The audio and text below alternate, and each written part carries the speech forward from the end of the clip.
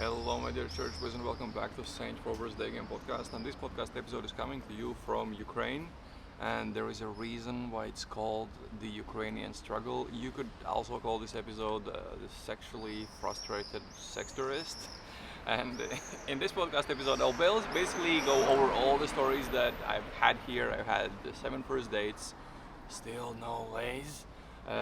Student got laid though, so there's some good news, and I'll go over how I'm doing here, a bit about how students are doing here, but the main idea is to kind of share what's going on and also explain how I'm dealing with the ups and downs of being in here and going on so many first dates and that really aren't really going anywhere. So, before we get into this topic, let's talk about what's happening later this year. So, I'm fully booked until the end of August, actually until early September.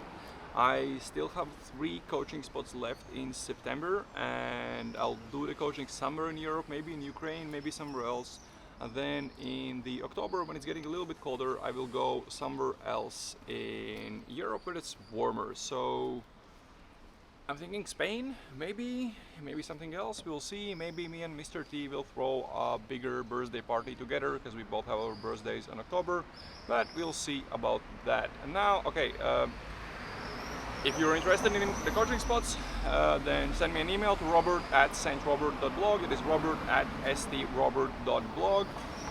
Please, seriously, I'm already fully booked until early September, and these spots will probably go away pretty soon because this season is really busy, and so don't wait until a month from now or whatever. Just send me an email as soon as possible. And now let's start talking about the Ukrainian stories.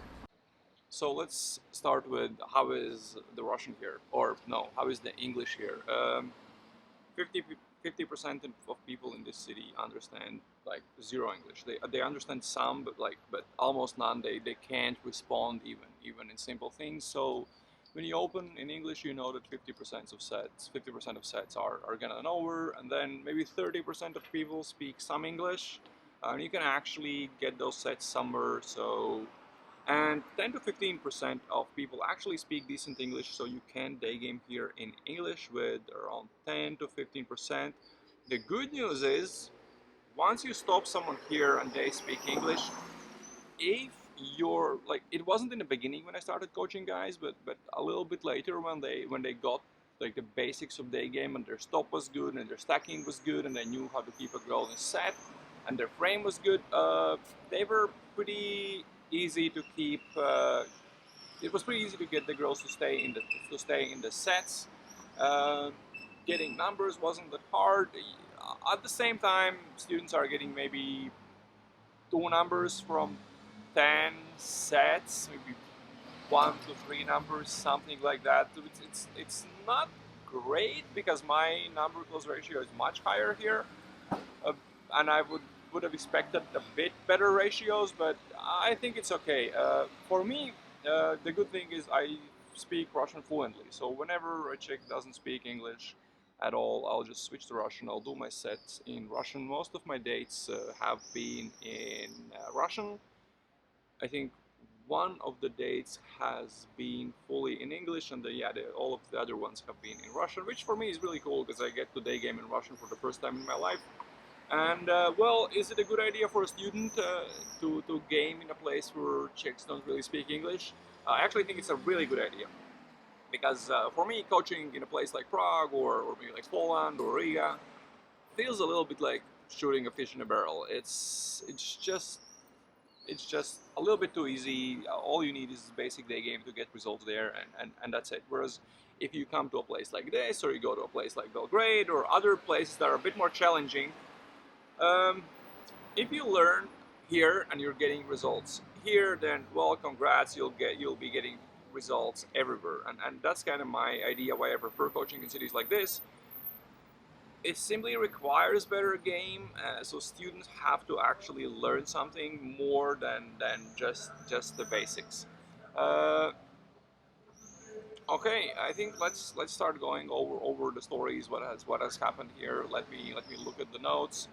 So the first funny thing was, oh, I was coaching this guy RB, and we're probably gonna publish a video of me coaching him. We're shooting a longer video, just like we did with David, and so I'm doing a demo on this, like a fucking stunner.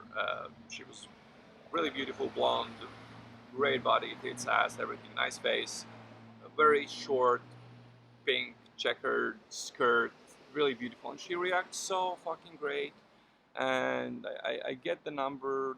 Half of the set was in English, then I switched to Russian, and she was super happy about that because her English was not that good, even though she could understand. So there will be a few stories about her, and because I went on 2 dates with her, uh, but the first date that happened was, I think it was my first day of coaching, if I'm not mistaken. And I opened this rebel-looking chick, blonde, dressed all in black. I thought he had ear like tunnels or plugs or however you call them in the ears, but no, they were fake. But anyways, we are in a set, and several minutes in, she just says, "I'm kind of homeless." I'm like, "What? What the fuck are you talking?" Like, I'm like, "Oh my god, that's amazing. Tell me the story." So she says, "Yeah, she's like basically homeless," which is like, "Oh my god, super weird." But she looked hot. She looked like really nice. She had a new phone, so I was like, kind of like couldn't understand what's going on. Well, it wasn't as interesting because I actually met her the same evening. We went for some drinks the same evening, and yeah, she was an 18-year-old chick that got in a fight with her parents, and just left the home, and stayed in a tent in someone's garden or something like that. So she wasn't really homeless. It wasn't as interesting story as I was hoping for it to be. Uh, Went on a date with her.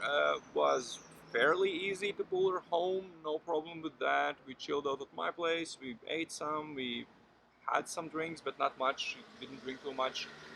Uh, didn't really get anywhere with physical escalation, so that was super boring. She stayed over, but on a couch, so one of the most boring situations I've been in. Anyways, she leaves the next day, and but I could see that she had never been to the sex shop, and I see that I'll take her on a tour to a sex shop, and she texts. Oh, and she sees me in a set 2 days later and smiles and texts me later. And she says, "Oh, like we still had to go to the sex shop." And I just sent a fairly direct message. I said, "Listen, I'm not really looking for friends. And I came up to you because I like you as a girl, not because I care about you as a friend." And she kind of wasn't about it. I said that if we go out, I'm gonna go out with you as a girl. I'm not going out with you as a friend. And she kind of said something. Yeah, I'm very kind of sexually shy right now. Blah blah blah blah blah. And I just decided not to waste my time and go out with her any more. Which brings us to the next first date. Let's make sure I'm getting the timeline right. Let me look at the calendar. Uh, yeah, anyways, I can't find it anymore. But yeah, next day after going out with this chick, I go out with the chick in the pink skirt. Um, she shows up for a date in a long white dress with nice cleavage, makeup, everything. She looks like a stunner. Really, really beautiful fucking chick. We go on a date.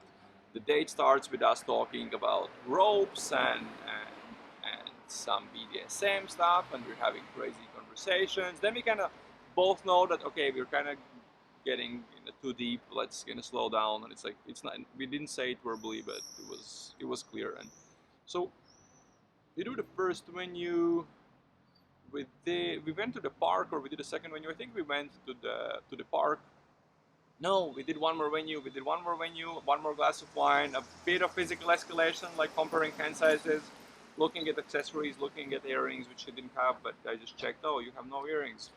Um, and I thought, okay, this is looking pretty good. Let's go to a park. We go to a park. Park is super nice, and there is this one spot where you gotta stand at the edge of, with this beautiful view. And I hugged her there from behind. She reacted super well to that, hugged me back really well. Went for the kiss. She didn't go for it. I tried to pull home. She didn't go for it either. I walked her back to her place, and went for the kiss at her door, and that was really nice. It was a perfect kiss. She was a really good kisser. Then I got her Instagram, and turns out she used to do a lot of cosplay, and those photos were, oh my god, those tits in the dress looked good. But I saw like a video of her jumping out of the pool in a bikini, and it was just me and Mr. T were trolling like motherfuckers, and like, no, Mr. T is saying that he's shaking his head behind the camera and saying, nah, she ugly, would not smash, fuck that, too old. Yeah, she was like 30, so again. But anyways, so yeah, fucking hot, really hot, and we hit it off so well. So I thought, okay, this is in a bag. Bingo, bingo, if you're listening. Oh yeah, this is really gonna happen. This is great. I'm 100 gonna get laid with her. Actually, I didn't even want to get laid with her. I actually wanted to spend time with her, because she was really, really amazing. Not just good looking, but she was very smart, like intelligent, has traveled a bit, is dealing with her shit, has her shit in order, so to say, and is working on shit that she doesn't have in order. So a really cool chick to hang out with. We did go on another date, which comes up later in the story. So okay, let's go. Let's kind of rush through the timeline so you get to the point where I'm really getting frustrated and pissed off at whatever is happening. Next chick is a chick I also opened, I think, on the first day I was coaching, and I opened this chick and I see in her eyes that she's crying. And I opened her and I said, oh, you're crying, and oh my god. And at the end of, I never asked why in the beginning, but at the end of the set I asked, hey, so I gotta ask you, what's up? Why were you crying? And she had went to the doctor, and the doctor said she has to get some surgery done, and but nothing serious. But still, she was pretty upset. She couldn't drink. She was on antibiotics. So we went on a date a few days later. We go on a non-alcoholic date. We drink some fucking tea. Yeah, by the way, the cosplay girl was also a non-drinker. So a lot of girls here, half of my dates here have been non-alcoholic, which is fine. I just have a beer or a tea or whatever. So anyways, with this chick, let's call her the painter or the artist. Yeah, she's saved on my phone as an artist. Let's call her an artist. We go on a non-alcoholic date. Then I know she has to work more the same day. So she has to work before she goes to bed, and I know that. And she's like, people here are either workaholics or alcoholics. She was a workaholic. So we do Venue 1, we're in Venue 2. Venue 2 is a shisha place, and as soon as I touch her physically, she just, as soon as I kind of hug her, she like put my arm around her. She just presses. She just kind of gets really into it. Her hand is on my leg, and she's basically escalating on me. So it's going really, really good. And I made a very, very soft tease. I knew she had to work. But what I ended up saying in the end is like, listen, I know what we're gonna do. Because she has to get some work, then she needs her laptop. So I said, listen, we're gonna go to your place. We're gonna stop on the store. We're gonna grab some food. You're gonna work for an hour. I'm gonna cook us some salad for dinner. Is it dinner? Is this dinner? Yeah. Where I'm gonna cook us some dinner, and then we're gonna chill out. And don't worry, nothing has to happen. Blah blah blah blah blah. She's kind of fine with it, and we're walking to her place. It's like 15 to 20 minute walk. We get some food. But I can feel she's a little bit tense, and then when we are at the door downstairs, she's like fairly tense and like not sure she wants me to come up, but like maybe we stay there for 3 minutes, we chat a little bit, and we go up, and she gets her work done. I cook us some salad. I hop on a call with Nadia because she had twisted her back, and and I just gave her some. Twisted her back while fucking. Oh fuck, whatever. Mr. T is showing that she probably did it fucking. I never thought about that, but she did it while celebrating her birthday on a boat. If you don't know who Nadia is, listen to the podcast with What Girls Think About Day Game, I think it's called. It's I interviewed a girl, American girl I was seeing in Mexico. Okay, anyways, I've cooked the salad. She's worked for an hour. We go to the room, we're chilling out, we get into some pretty heavy making out. She is topless in her super short skirt and panties. Maybe I even took the skirt off, I don't remember. I'm I'm in my shorts, and turns out the surgery that she had gotten done, it wasn't gynecological, but it was very close to the area, so we couldn't fuck. So now Saint Robert is on a third date at Chick's apartment, making out, almost fucking naked, and still nothing. So I'm turning into a little sexually frustrated motherfucker. I go home, and yeah, like I couldn't understand why didn't he give me a blowjob. She didn't give me a blowjob. It's like, we're already there. You know, you can't fuck me. I mean, you should kind of do something that's kind of my thinking. Come on. Anyways, I'm seeing her on Monday, so let's hope that that finally is gonna turn into a day game lane. Okay. Next date was an 18-year-old, super petite, very like maybe like 160 or even less than 160, like just like what, like 5'4", 5'3" ish. We go on a date, first venue, second venue, blah blah blah, nothing really to talk about. I went for the kiss, she says on the cheek. I'm like, oh fuck you, I'm super bored by this. Obviously I'm not saying that out loud, it's all in my head, but I'm like, yeah, I'm not gonna. And then I said, then later on texting, I said I want to cook some burgers. Let's cook some burgers this day or that day, because she wasn't the type of chick that I wanted to go on 3 dates with. This is one thing that I'm doing here. I'm I'm thinking about who do I want to go on one date with, and if I only am ready to go on a one date with a chick, I don't go out with her at all, because this is not a first date lake country, like at all. At least the city where we're in, it's really fucking traditional and super super super boring when it comes to dates. I've started doing short dates, just like one menu, one drink, fuck off, I gotta go, and then kind of see them on another day, and that's the second date. So maybe in their head it changes, because I don't want to go on long dates and waste my time. I would rather do like 1.5, 2 hours, have the drink, maybe two drinks, leave, go hang out with Mr. T, or maybe meet someone else. I've tried double booking, but like booking 2 dates in one evening. Uh, so when I went with her, I thought I don't want to go on 3 dates, because I'm a tits guy. She had zero, and if I don't really click with someone, I don't necessarily always care about that, but unless I click with someone really really well and they're interesting, I kind of don't want to go on 3 dates with like that combo. So I decided I'm gonna invite her straight over to my place on the second date. If she comes, she comes. If not, I don't want to see her again. So this is one thing you gotta do in places like this. You gotta make sure you're setting the frame, and you're choosing what's gonna happen and what you're willing to do. And if she doesn't go for it, just forget her. Next one, go on another date, meet another chick. It's not really worth it. And this is what happens with the cosplay girl that I talked about before. We went on date 2. There is a nice theme park that has a really cool Ferris wheel, so we went to that. Uh, we chilled out there, did the Ferris wheel, did some walking, did like coffee or whatever. Again, I tried pulling for some cooking. She doesn't go for it, and we're agreeing that a few days from now, like a week later, we're cooking at her place. And I explained, listen, I explained her one step at a time theory. If you don't know what it is, look at it on my YouTube channel. It's a great story I tell on dates to make chicks feel comfortable with me. And I say, listen, when we're cooking paella, one thing that's important for me, I don't really care how it ends. It doesn't have to end with anything sexual, but I want us to spend the night together. She's like, oh, like, I don't know. It's like, oh, it's the next step. It doesn't mean 7 more steps. It just means one step. And we set the date when we're gonna cook paella at her place, and I'm staying over.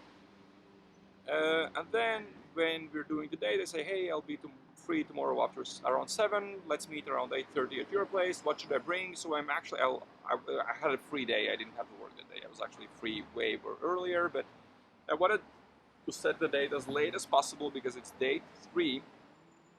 I'm not doing date 3 outside, so it's either cooking or I'm not interested in her date. And I send that message, what should I bring? And she's like, nah. I don't really feel comfortable doing this at my place, and I think we want different things. And as soon as she said that, I was like, okay, I'm done. I don't care that she's super hot and she's smart, but I'm not gonna lose my frame and like go on 7 fucking dates, and like it's not what I like doing. Uh, so I ended everything with her, and unfortunately, because she was hot, she was interesting, and at that point I was pissed at the city because like that was the hottest lead I had here, but you can't do anything. And I just at that evening everyone was listening to me venting. Mr. T was listening to me venting. Probably RB that I coached the next day was listening to me venting, and I just went fucking mental. Did like 8, 9, maybe 10 sets next day when doing demos. Just like, okay, more numbers, more numbers, more numbers, more numbers, more leads, more leads, more leads. Because that's what you got to do. You got to have enough leads. You can't work your existing leads. You don't have enough leads. Just go and do more. Go do more sets. Take more action. Especially if you are in a place where they are so receptive. Once you have if you have decent game, if you have good game, they are receptive to good game. They are very not receptive to shitty game. If your open is shitty, if your stacking is shitty, if your day game is shitty, you will not get anywhere here. You just get blowout after blowout after blowout after blowout. If a student is in a shit vibe, in a shit mood, or opening week, they get like 10 blowouts in a row. So you actually have to know what you're doing, and I have to work a lot with students' state here to get them to a different state and to get better results. For example, we were walking around with Darby, and he was getting like shit reactions, shit reactions, shit reactions, but he was acting like a robot. And then I just said, hey, look at that, she go open, tell her that she looks really angry.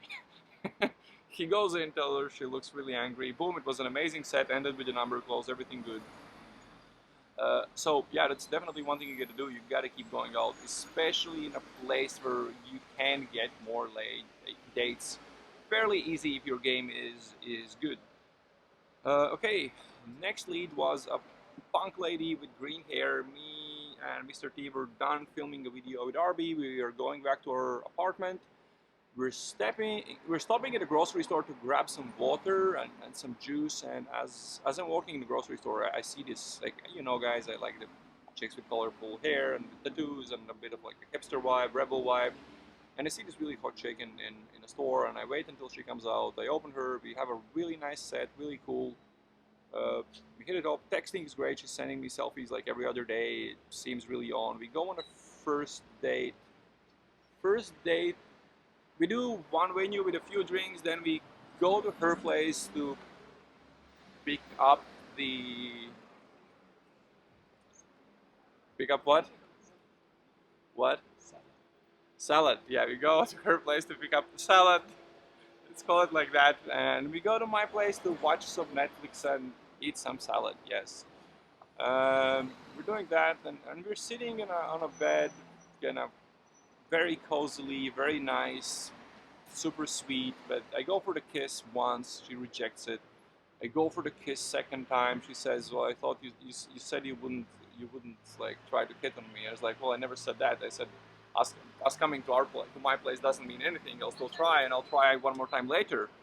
And then she still wasn't that receptive. I actually was like, "Fuck it, I'm not even gonna try third time. I'm not gonna offer her to stay over." We finished one more episode.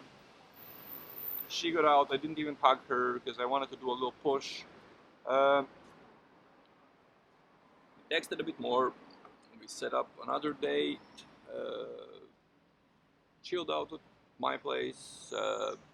Again, watch something, a lot of hugging, not a lot of kissing. Yeah, she didn't.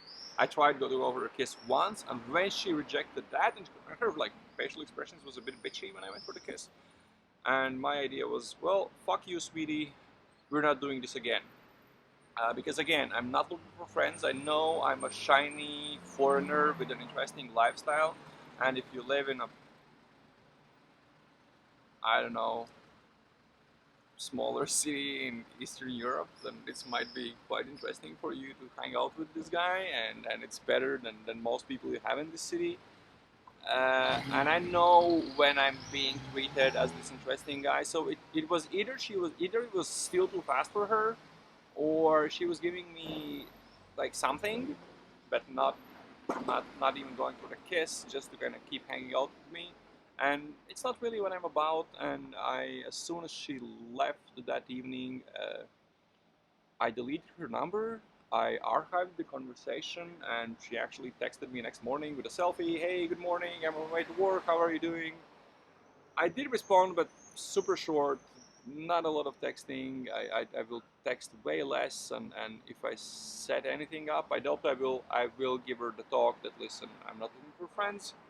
I came up to you because I like the way you look, so this is what's happening. If you like it, you like it. If not, then let's not waste any time. And this is again what you have to do. You have to understand when you are the shiny foreign thing, and it's just interesting for her to hang out with you. And even if it's not the case, even if it's just a bit too fast, well, again, if she doesn't go for the kiss on a second date, then what the fuck are you gonna do? And how many fucking dates are you gonna go until you get laid? You gotta keep going out. You gotta keep trying, because one thing about being in foreign countries is in other countries, especially more traditional. So you have to look at the ratios. You have to look at the percentages of people. Imagine like a pie chart. So you will have, let's say, 50% who speak zero English. You will have like maybe 30% that speak some English, and you already are gaming 30%. And then again, you'll have some that just are in relationships. And here it actually means something.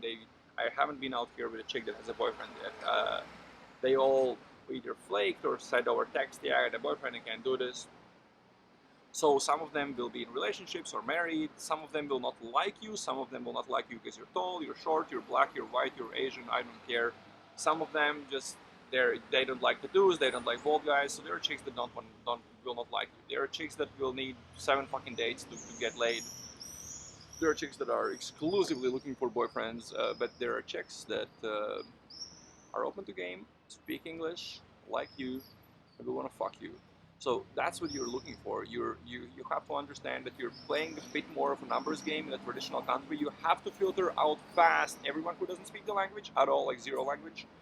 You have to filter out really super boring good girls. You have to filter out chicks that are going out with you just because you're this interesting foreign thing.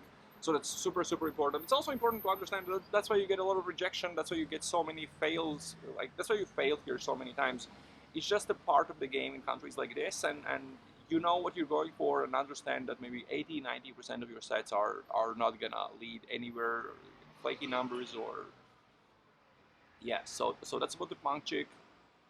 Then I met a chick in a mall. I was actually going to meet another chick for a date, and I opened her like 15 minutes before my date because those boobs were fucking unbelievably huge, and I, whoa, motherfucker, that chick was hot. Yeah, just a really hot chick just passed us. They can see. What? They can see. Who can see? They can see. Oh, they could see. Yes, they could see. Yeah, guys, because this is in YouTube. Right, I forgot. So, anyways, I met this chick. Beautiful, kind of okay body. Like let's call her a 7 physically.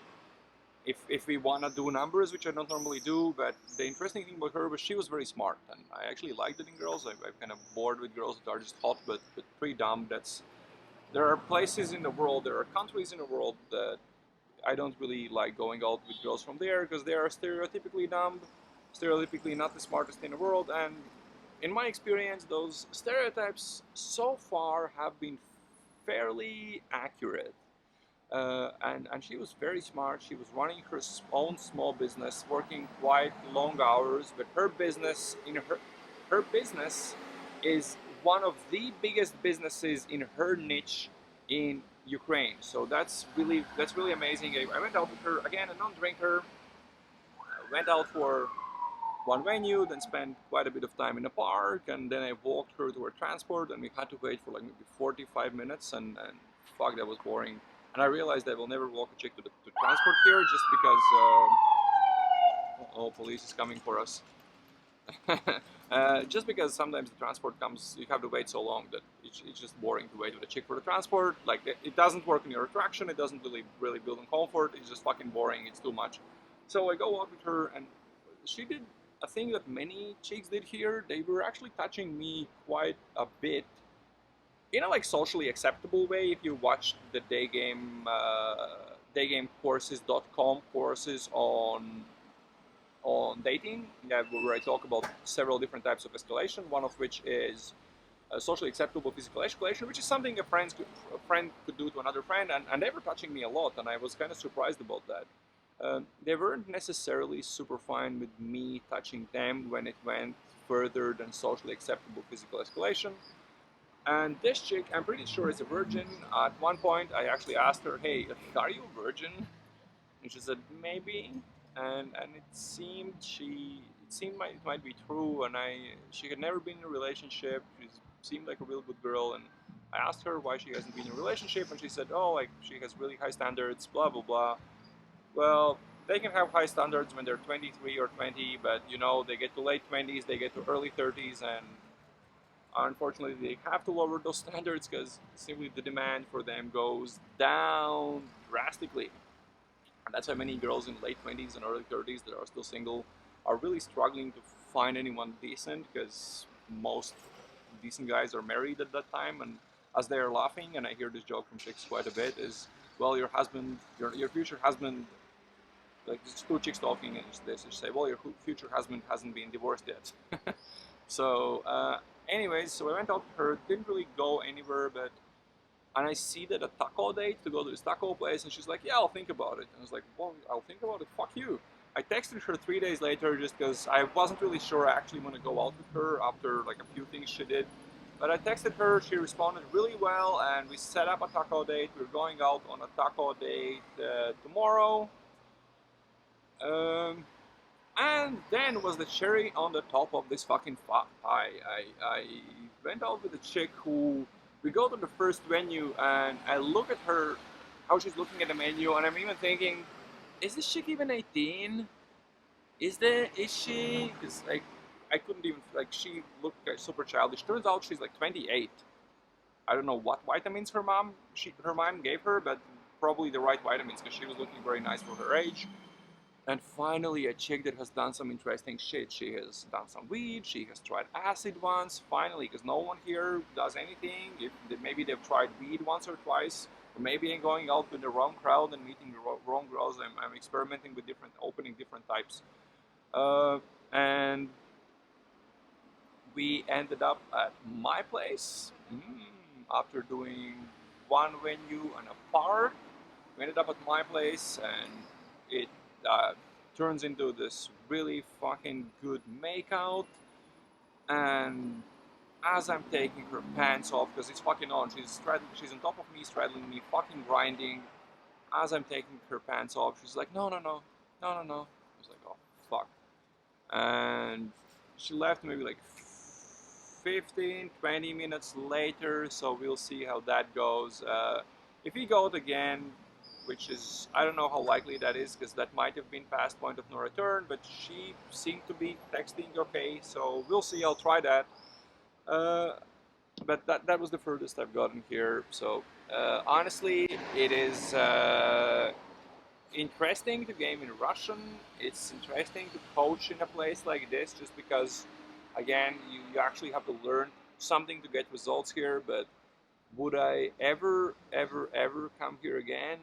I'm not sure, because it's just a bit too traditional for me, a little bit too boring. I don't go on more than 3 dates, and you have to do a lot of filtering. You got to do short dates. You got to set your frame, and if they don't like it, you gotta send them home and not see them again. Uh, yeah. So now you see why this podcast episode is called "The Ukrainian Struggle" or "The Sexually Frustrated Sex Tourist." Uh, Anyways, if you have any more questions about this trip, except the question about where I am, because I will reveal that once I leave this city, and I'll probably shoot a daygame guide about this city. So if you have any more questions, ask them in the Daygame Church Telegram group chat, where we have way over 200 guys from all over the world. You can access it by going to my website and signing up for the mailing list, and in a welcome email you'll get an invitation link to join the group chat. And if you wanna do some coaching in September or October, because this is the last coaching I'll be doing this year, after September and October. After that, I'm leaving to Central America. Maybe I'll go to South America as well, and probably US to work with guys in the USA. So if you want to do any of those things, then shoot me an email to robert@strobert.blog. It is robert@strobert.blog. If you watch this on YouTube, then obviously subscribe. If you're listening to this on Spotify, follow this, or on Apple Podcasts, again, click subscribe and leave me a wonderful 5-star review saying how this podcast inspired you to stop doing Tinder and going out and actually taking some action, doing some sets on day gaming. All of those things simply help me to reach more people, to help more guys to change their dating lives. Okay, guys, thank you for watching. Thank you for listening, and talk to you soon. Ciao.